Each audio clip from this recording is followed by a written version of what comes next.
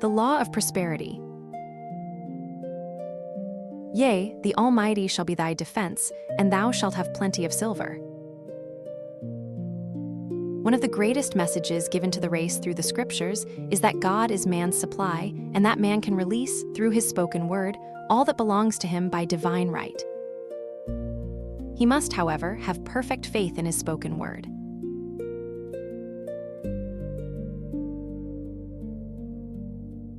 Isaiah said, "My word shall not return unto me void, but shall accomplish that whereunto it is sent." We know now that words and thoughts are a tremendous vibratory force, ever molding man's body and affairs.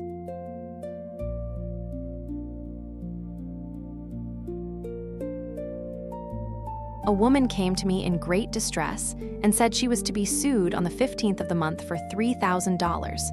She knew no way of getting the money and was in despair. I told her God was her supply, and that there is a supply for every demand.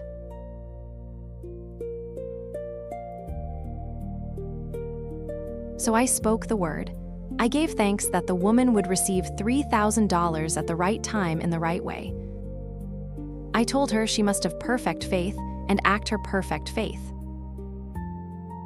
The 15th came, but no money had materialized. She called me on the phone and asked what she was to do.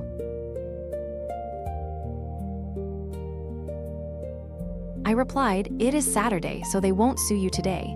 Your part is to act rich, thereby showing perfect faith that you will receive it by Monday." She asked me to lunch with her to keep up her courage. When I joined her at a restaurant, I said, "This is no time to economize. Order an expensive luncheon, act as if you have already received the $3,000.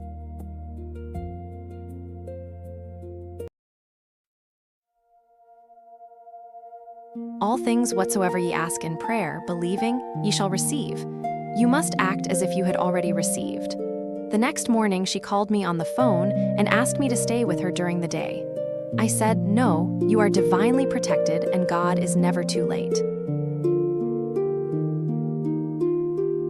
In the evening, she phoned again, greatly excited, and said, "My dear, a miracle has happened.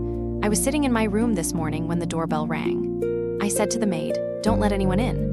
The maid, however, looked out the window and said, 'It's your cousin with the long white beard.' So I said, 'Call him back.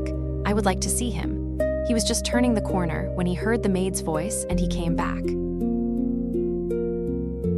He talked for about an hour, and just as he was leaving, he said, 'Oh, by the way, how are finances?' I told him I needed the money, and he said, 'Why, my dear, I will give you $3,000 the first of the month.' I didn't like to tell him I was going to be sued. What shall I do? I won't receive it till the first of the month, and I must have it tomorrow." I said, "I'll keep on treating." I said, "Spirit is never too late. I give thanks she has received the money on the invisible plane and that it manifests on time." The next morning, her cousin called her up and said, "Come to my office this morning, and I will give you the money." That afternoon, she had $3,000 to her credit in the bank and wrote checks as rapidly as her excitement would permit.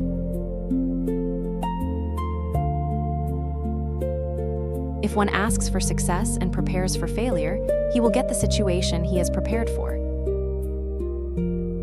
For example, a man came to me asking me to speak the word that a certain debt would be wiped out. I found he spent his time planning what he would say to the man when he did not pay his bill, thereby neutralizing my words. He should have seen himself paying the debt. We have a wonderful illustration of this in the Bible, relating to the 3 kings who were in the desert, without water for their men and horses. They consulted the prophet Elisha, who gave them this astonishing message. "Thus saith the Lord, ye shall not see wind, neither shall ye see rain, yet make this valley full of ditches."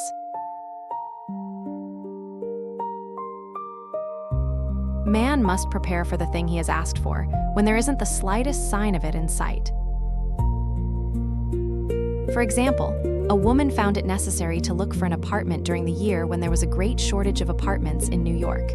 It was considered almost an impossibility, and her friends were sorry for her and said, "Isn't it too bad? You'll have to store your furniture and live in a hotel."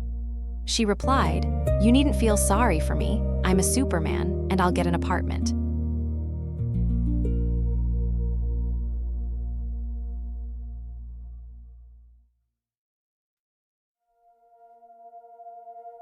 She spoke the words, "Infinite Spirit, open the way for the right apartment." She knew there was a supply for every demand and that she was unconditioned, working on the spiritual plane, and that one with God is a majority.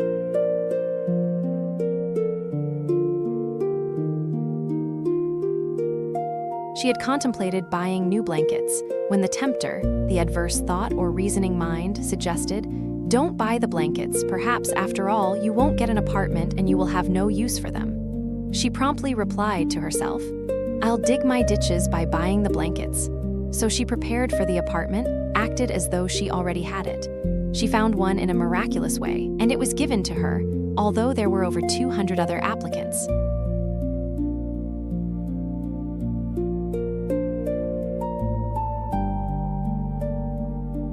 The blankets showed active faith. It is needless to say that the ditches dug by the 3 kings in the desert were filled to overflowing. Read 2 Kings. Getting into the spiritual swing of things is no easy matter for the average person. The adverse thoughts of doubt and fear surge from the subconscious. They are the army of the aliens, which must be put to flight. This explains why it is so often darkest before the dawn. A big demonstration is usually preceded by tormenting thoughts. Having made a statement of high spiritual truth, one challenges the old beliefs in the subconscious, and error is exposed to be put out.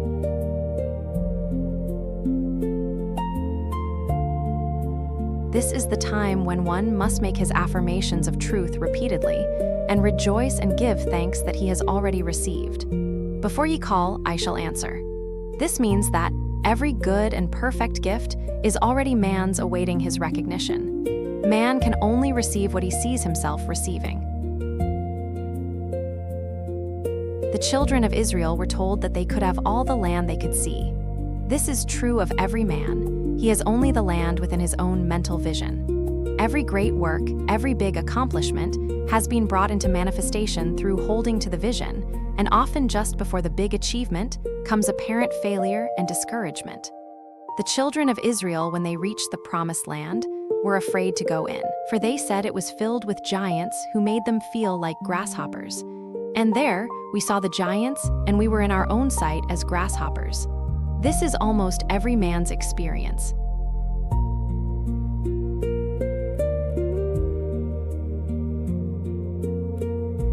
However, the one who knows spiritual law is undisturbed by appearance and rejoices while he is yet in captivity. That is, he holds to his vision and gives thanks that the end is accomplished, he has received. Jesus Christ gave a wonderful example of this. He said to his disciples, "Say not ye, there are yet 4 months, and then cometh the harvest? Behold, I say unto you, lift up your eyes and look on the fields, for they are ripe already to harvest." His clear vision pierced the world of matter, and he saw clearly the fourth-dimensional world, things as they really are, perfect and complete in divine mind.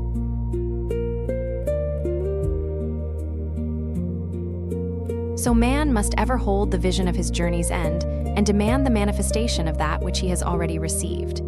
It may be his perfect health, love, supply, self-expression, home, or friends.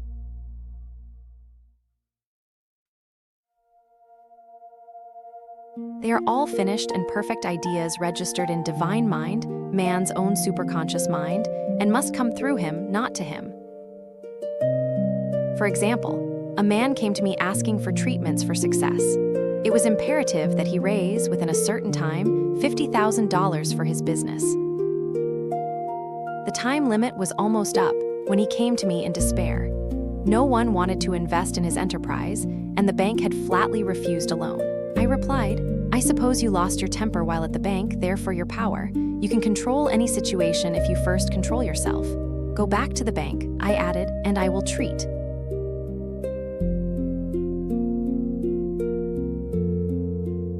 My treatment was, You are identified in love with the spirit of everyone connected with the bank. Let the divine idea come out of this situation." He replied, "Woman, you are talking about an impossibility. Tomorrow is Saturday. The bank closes at 12, and my train won't get me there until 10, and the time limit is up tomorrow, and anyway they won't do it. It's too late." I replied, "God doesn't need any time and is never too late. With him all things are possible." I added, "I don't know anything about business, but I know all about God." He replied, "It all sounds fine when I sit here listening to you, but when I go out it's terrible." He lived in a distant city, and I did not hear from him for a week. Then came a letter. It read, "You were right. I raised the money and will never again doubt the truth of all that you told me." I saw him a few weeks later and I said, "What happened? You evidently had plenty of time after all." He replied, "My train was late and I got there just 15 minutes to 12.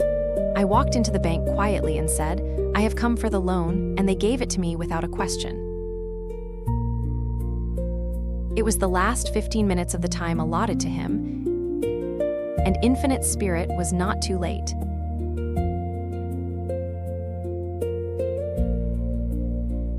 In this instance, the man could never have demonstrated alone. He needed someone to help him hold to the vision. This is what one man can do for another.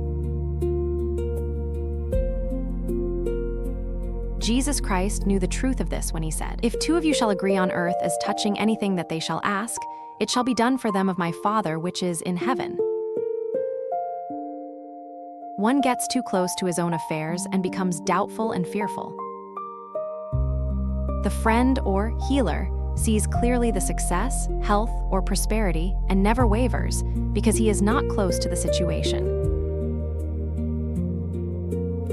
It is much easier to demonstrate for someone else than for oneself, so a person should not hesitate to ask for help if he feels himself wavering.